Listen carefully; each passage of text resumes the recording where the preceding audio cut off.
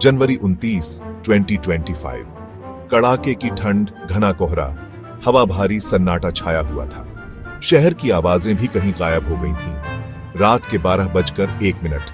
भूतों का समय। यमुना नदी के किनारे जो लोग बाहर थे, उनकी रूह कांप रही थी। ये रात अलग थी। ये रात डर रही थी। ये रात थी यमुना ब्रिज की भूतनी के जिंदा होने की। यमुना ब्रिज पुराना, लोहे और सीमेंट का बना। लोग कहानियां सुनाते थे, सफेद कपड़ों वाली औरत की कहानियां, एक खोई हुई आत्मा। वो कहते थे, ढूंढती हुई, इंतजार करती हुई। पुल कोहरे में डूबा हुआ था।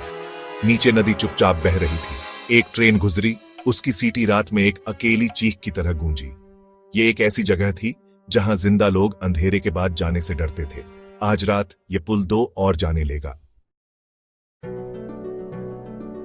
राहुल और सौरभ जवान और नादान। वो इन कहानियों पर हंसते थे।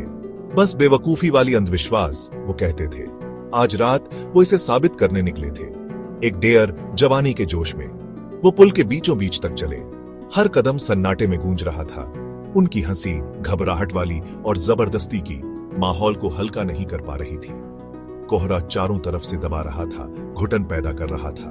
वो बीच में रुक गए। नीचे यमुना बह रही थी, काली और बेरहम।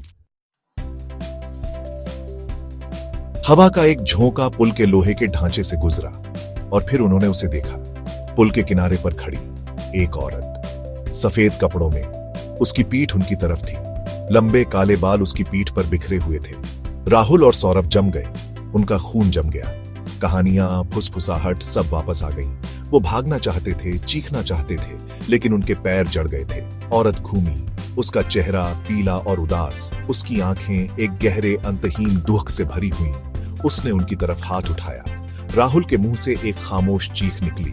सफेद साड़ी वाली औरत यमुना ब्रिज की भूतनी असली थी, और वो उनके बुरे सपने की शुरुआत थी।